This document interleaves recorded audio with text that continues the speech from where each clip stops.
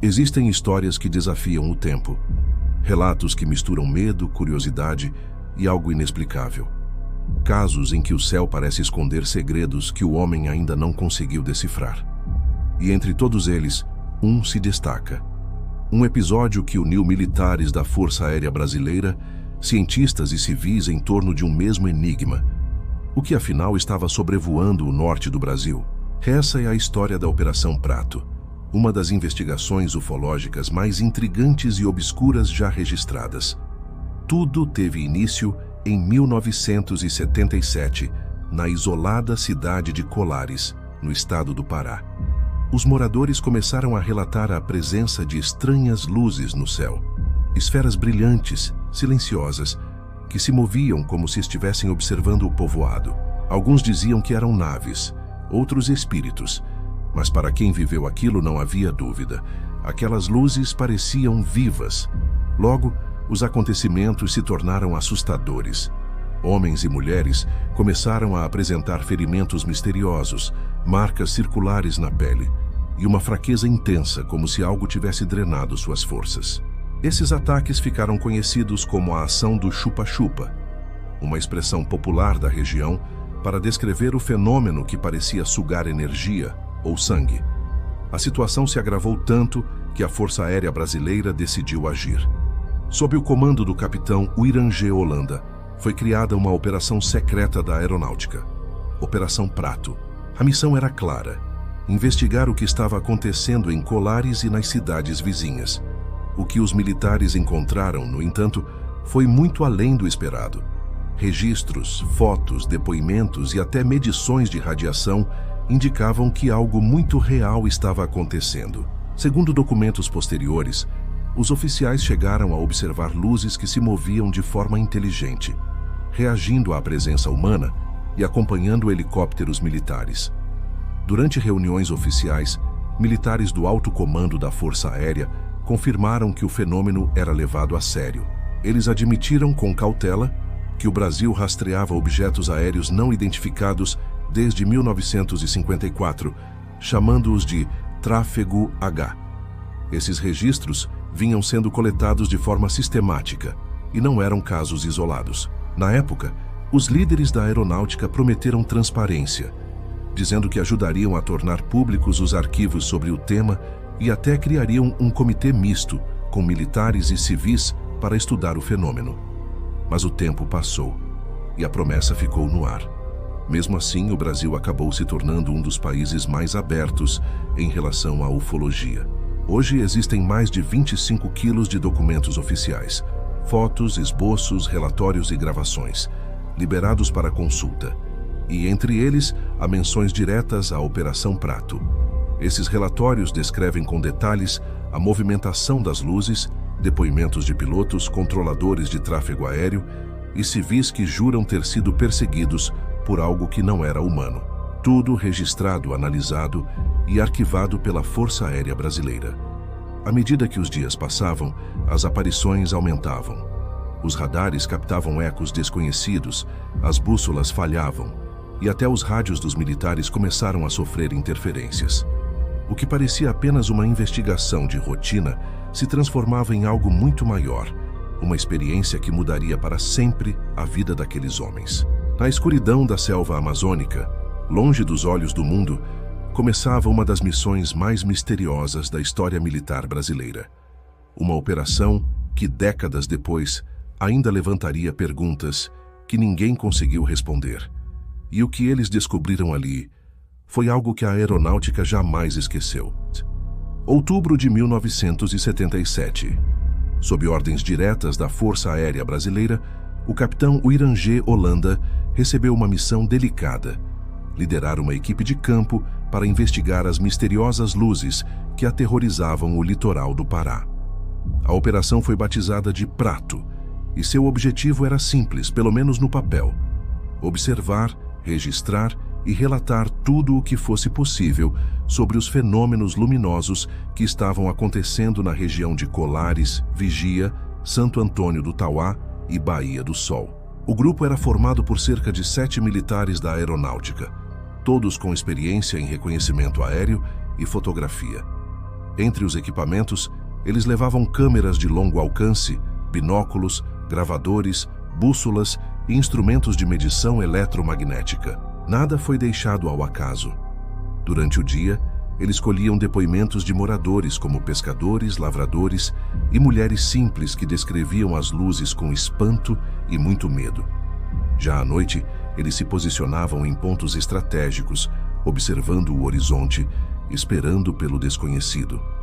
Foi então que eles começaram a registrar o que antes pareciam apenas lendas locais. Luzes silenciosas, de diferentes cores e intensidades, surgiam no céu, pairavam sobre as copas das árvores e se moviam com velocidades impossíveis para qualquer aeronave conhecida.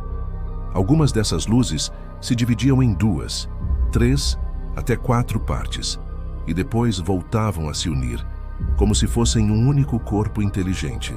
Em um dos relatos mais marcantes, Rolanda descreveu que uma luz vermelha muito intensa desceu lentamente até o nível da copa das árvores, a poucos metros de sua equipe. Todos ficaram imóveis. O silêncio era absoluto. O capitão lembrou que, por instinto, tentou fotografar, mas a máquina simplesmente travou, não funcionou. Segundo os registros oficiais, a Operação Prato durou pouco mais de 4 meses, de setembro a dezembro de 1977. Nesse período, a equipe da Força Aérea coletou centenas de páginas de relatórios. Os médicos da cidade, entre eles a doutora Velaide Cecim Carvalho, começaram a registrar diversos casos com os mesmos sintomas. As vítimas apresentavam pequenos orifícios na pele e uma vermelhidão localizada, geralmente no peito e nos ombros. Curiosamente, as feridas não doíam, e segundo os exames, não havia sinais de infecção ou de uma queimadura comum. A doutora Velaide, que na época tinha pouco mais de 20 anos, relatou pessoalmente aos oficiais da aeronáutica o que estava acontecendo. Ela descreveu as luzes, os pacientes e até a sensação de estar sendo observada durante as noites em que trabalhava no posto de saúde. Mais tarde, ela afirmaria publicamente que as luzes pareciam agir de forma inteligente, como se escolhessem suas vítimas. Enquanto isso, o capitão Rolanda e sua equipe continuavam suas observações noturnas. Em uma das noites mais intensas, os militares relataram o aparecimento de uma enorme luz azulada, que surgiu do nada e pairou sobre o rio, iluminando tudo ao redor. O capitão descreveu o momento como impressionante e aterrador. Ele afirmou que a luz o seguiu por minutos e depois disparou para o alto, desaparecendo sem fazer qualquer ruído. Com o passar das semanas, os militares começaram a perceber um padrão. As luzes surgiam em áreas específicas, sempre próximas a corpos d'água, manguezais e locais mais afastados da cidade. Havia também relatos de objetos metálicos em forma de disco, observados durante o dia, refletindo a luz do sol. Num dos relatórios oficiais, uma anotação dizia: em observação noturna, objeto luminoso emitiu feixe de luz sobre residências. 3 moradores apresentaram lesões circulares. Fenômeno observado por militares das 19h42 às 20h15. Essas descrições constam nos relatórios da Força Aérea Brasileira, documentos reais, que foram liberados ao público apenas em 2004, após quase 30 anos mantidos em sigilo. Na época, o governo brasileiro negava publicamente qualquer envolvimento direto com o caso. Mas, internamente, a aeronáutica estava alarmada. Os relatórios eram claros. Algo inexplicável estava acontecendo. Em pouco tempo, a Operação Prato deixaria de ser apenas uma missão de reconhecimento. Ela se transformaria em uma verdadeira caçada aos objetos voadores não identificados. O que os oficiais da Força Aérea testemunhariam nas semanas seguintes iria marcar suas vidas para sempre. Conforme a Operação Prato avançava, as luzes no céu da Amazônia ficavam cada vez mais ousadas. Elas não eram mais apenas pontos distantes. Agora, interagiam diretamente com os militares. Numa noite de novembro de 1977, o capitão Wirangê Holanda e 2 sargentos estavam em um ponto de observação perto do rio Guajará-Mirim. A missão era clara: registrar tudo com câmeras fotográficas e filmadoras Super 8. Por volta das 11 da noite, o silêncio da floresta foi quebrado por um zumbido leve, quase metálico. Holanda descreveu o som como um ruído elétrico, parecido com o de um transformador. Logo depois, uma luz intensa apareceu sobre o rio. Era branca, pulsava e se movia lentamente na direção deles. Os militares congelaram. A luz se aproximou até ficar a poucos metros de distância, iluminando toda a clareira. Segundo o próprio Holanda, a sensação era de estar sendo observado por algo consciente, inteligente. Ele levantou a câmera, mas antes que pudesse fotografar, o objeto emitiu um feixe de luz direto nele. O capitão caiu para trás completamente atordoado. Quando conseguiu se levantar, a luz já tinha desaparecido. Só restava o som da mata e um silêncio assustador. E esse não foi um caso isolado. Nas semanas seguintes, as luzes começaram a brincar de esconde-esconde com os militares. Elas surgiam e desapareciam de repente, às vezes circulando as equipes por minutos. Em um dos relatórios, Holanda escreveu: "O objeto parecia prever nossos movimentos. Quando tentávamos nos aproximar, ele recuava. Quando fingíamos recuar, ele se aproximava novamente. Agia como se nos estudasse." As aparições se tornaram quase diárias. Os registros da Força Aérea mostram que as luzes perseguiam barcos, sobrevoavam casas e até helicópteros militares. O fenômeno parecia ter um propósito, uma inteligência. Os moradores locais viviam em pânico. Muitos fugiram para cidades vizinhas. Alguns se recusavam a sair de casa à noite. Outros acendiam fogueiras e batiam panelas, acreditando que o barulho poderia espantar as luzes. Em uma ocasião, a equipe de Holanda observou um objeto em forma de cilindro parado sobre o rio por mais de 20 minutos. Dele saíam pequenas esferas luminosas que voavam em direções diferentes, como se estivessem patrulhando a área. Algumas dessas luzes chegaram tão perto que o brilho refletiu nos coletes dos militares. "Tive a nítida impressão de que aquilo nos avaliava", escreveu Holanda em seu relatório. As luzes pareciam procurar algo ou alguém. Mas o evento mais chocante ainda estava por vir. Certa noite, o capitão estava sozinho em sua barraca, revisando anotações. De repente, ele percebeu um brilho intenso vazando pela lona. Saiu apressado, pensando ser apenas mais um avistamento distante. Mas o que ele viu o deixou sem reação. A poucos metros dali, um objeto metálico em forma de disco, com uns 3 metros de diâmetro, flutuava silenciosamente sobre o chão. No centro, havia uma espécie de escotilha translúcida, e segundo o capitão, 2 figuras humanoides podiam ser vistas lá dentro. Ele descreveu os seres como baixos, com cabeças grandes e olhos escuros, e eles pareciam observá-lo diretamente. Por alguns instantes, o único som era o da chuva batendo nas folhas. Holanda ficou paralisado. Então, o objeto girou lentamente, inclinou-se e disparou para o céu a uma velocidade impossível, desaparecendo entre as nuvens. Holanda relatou o que viu à sua equipe e registrou o episódio, mas, segundo ele, foi orientado a não comentar o fato com seus superiores. A ordem era clara: registrar as luzes e nada além disso. Mesmo assim, o capitão confidenciou a alguns colegas que tinha certeza de ter visto algo não humano naquela noite. Mais tarde, ele descreveria essa experiência como um divisor de águas, o momento em que passou a acreditar que o fenômeno era real e inteligente. Nos dias seguintes, os avistamentos diminuíram, mas os efeitos psicológicos sobre os militares só aumentaram. Alguns relataram pesadelos. Outros sentiam um medo constante de sair das barracas. Um dos sargentos chegou a pedir para ser dispensado da missão. Apesar disso, Holanda continuou liderando o grupo. Ele acreditava que estavam prestes a entender a origem das luzes e que algo grande estava para acontecer. O que o capitão Holanda não sabia é que sua experiência em Colares não terminaria ali. Mesmo anos depois, as consequências da Operação Prato continuariam a persegui-lo.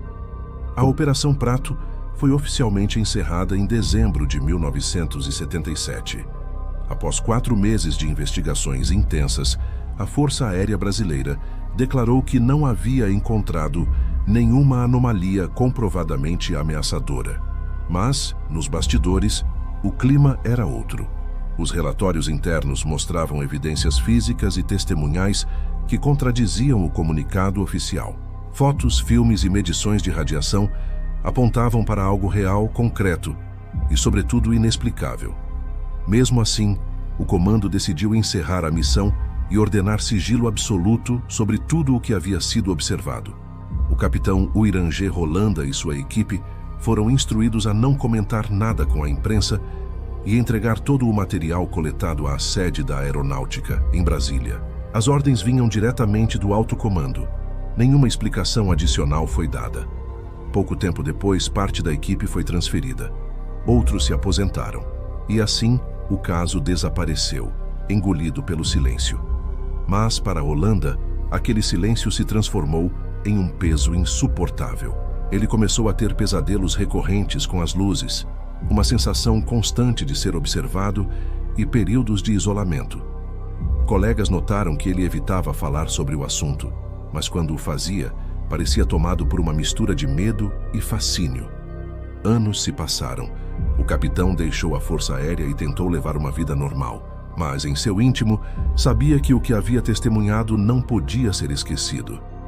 Em 1997, 20 anos após a missão, já como coronel da reserva, ele finalmente decidiu quebrar o silêncio. Foi então que concedeu uma entrevista histórica a dois ufólogos brasileiros, Ademar José Gevaerd e Marco Antônio Petit. Durante horas, Rolanda relatou tudo o que viu na Amazônia. Contou sobre as luzes que perseguiam pessoas, sobre as marcas nos corpos, sobre os objetos metálicos que se moviam em silêncio total. Mas o momento mais impactante da entrevista foi quando descreveu seu encontro direto com o objeto em forma de disco. Sua voz vacilava, mas suas palavras eram firmes. Aquilo não era deste mundo. Eu sei o que vi, e o que vi não era humano. Ele falou também sobre as consequências físicas e psicológicas da missão. Depois daquele contato, nada mais foi o mesmo. Eu tinha a sensação de que aquilo ainda me observava. Poucos meses após a entrevista, o Uiranger Rolanda foi encontrado morto em sua residência em Cabo Frio, no Rio de Janeiro. A causa oficial: suicídio. Mas a forma como tudo aconteceu levantou suspeitas entre colegas e pesquisadores. Alguns afirmam que Rolanda havia demonstrado medo nos dias anteriores e que recebera telefonemas misteriosos. Outros acreditam que o coronel sabia mais do que revelou e que estava prestes a divulgar novas informações. O caso jamais foi completamente esclarecido, e desde então, a morte de Rolanda se tornou um dos capítulos mais obscuros da Operação Prato. Após sua morte, outros integrantes da missão passaram a se manifestar discretamente. O sargento Flávio Costa, meteorologista da equipe, confirmou que anomalias eletromagnéticas foram registradas durante as operações. Bússolas que enlouqueciam, rádios que paravam, relógios que travavam. Ele também mencionou círculos queimados no solo, encontrados em áreas isoladas da floresta. Marcas que, segundo medições, apresentavam níveis incomuns de radiação. Costa acreditava que algo realmente havia pousado ali. Essas evidências reforçaram a convicção de muitos. A Operação Prato não havia sido apenas uma investigação de rotina, mas um encontro direto com o desconhecido.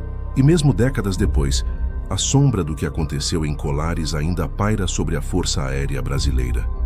O silêncio imposto pela aeronáutica parecia ter enterrado o caso, mas na verdade, ele apenas o tornou mais vivo, mais misterioso, mais impossível de ignorar. Décadas se passaram desde a morte do capitão Rolanda. O caso parecia esquecido, mais uma história perdida entre as páginas sigilosas dos arquivos militares. Mas no início dos anos 2000, algo inesperado aconteceu. Sob pressão de pesquisadores e jornalistas, a Força Aérea Brasileira admitiu publicamente que possuía documentos oficiais sobre objetos voadores não identificados. Em 2004, parte desses arquivos foi liberada ao Arquivo Nacional em Brasília. Mais de 1.300 páginas foram disponibilizadas. Relatórios técnicos, croquis, mapas e até fotografias tiradas durante a Operação Prato. O Brasil se tornou, naquele momento, um dos poucos países do mundo a reconhecer oficialmente que havia investigado o fenômeno de forma organizada e sistemática. Entre os documentos estavam descrições detalhadas das luzes observadas, com altitude, trajetória e até medições de interferência eletromagnética.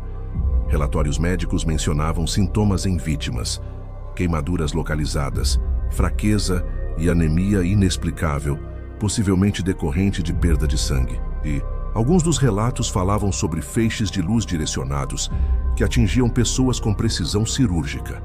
As vítimas descreviam a mesma sensação: um feixe vermelho, fino como um laser, seguido de imobilidade temporária e marcas circulares na pele. Os registros também incluíam depoimentos de pilotos e controladores de voo que viram objetos metálicos realizando manobras impossíveis. Os radares confirmavam as anomalias, mas os objetos desapareciam subitamente, como se dissolvessem no ar. Em um dos relatórios, um oficial da Força Aérea escreveu: "Esses fenômenos demonstram comportamento inteligente, respondem à presença de aeronaves e evitam qualquer tentativa de aproximação direta." Apesar da liberação, muitos pesquisadores notaram que algo estava faltando. Os filmes originais, as fitas de áudio e parte das fotografias em close não estavam entre os documentos abertos ao público. Fontes internas afirmavam que esse material foi encaminhado à sede da Aeronáutica e permanece classificado até hoje. Segundo alguns ex-oficiais, as imagens conteriam aproximações diretas, detalhes de objetos e até figuras humanoides. Material que, segundo eles, poderia causar impacto psicológico caso fosse divulgado sem preparo. Mesmo com o que veio à tona, o mistério continua. Pesquisadores compararam os relatos da Operação Prato com casos registrados na Argentina, Chile, Peru e México, todos na mesma época, e descobriram algo intrigante. As descrições das luzes e dos efeitos físicos eram quase idênticas. Era como se uma presença silenciosa monitorasse toda a América do Sul durante aquele período, e de alguma forma, Colares fosse o epicentro. Nos últimos anos, ufólogos e militares da reserva têm se manifestado pedindo transparência total. Eles acreditam que o Brasil detém informações que poderiam redefinir o entendimento sobre o fenômeno ufológico mundial. Mas o governo continua alegando motivos de segurança nacional para manter parte dos arquivos sob sigilo. Enquanto isso, a cidade de Colares segue vivendo com suas lembranças. Alguns moradores mais antigos ainda apontam para o céu quando veem uma luz diferente. Outros se recusam a falar sobre o assunto, mas todos, sem exceção, lembram do medo e do brilho intenso que um dia desceu sobre a floresta. Talvez nunca saibamos o que realmente aconteceu em Colares. Talvez o segredo esteja trancado em algum cofre, em algum quartel, longe dos olhos do público. Ou talvez as respostas estejam lá fora, nos céus que continuam observando em silêncio. Mas uma coisa é certa: a Operação Prato não foi apenas um episódio isolado da história militar brasileira. Foi o ponto em que o desconhecido tocou o real, deixando marcas profundas em quem o testemunhou e no imaginário de todo um país.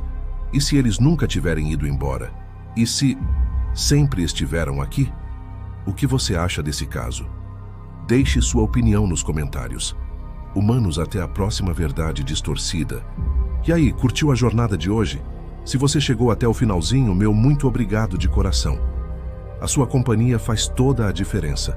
Se esse vídeo te agregou de alguma forma, te fez pensar ou até te divertiu um pouco, não esquece de deixar aquele joinha maroto aqui embaixo. Beleza?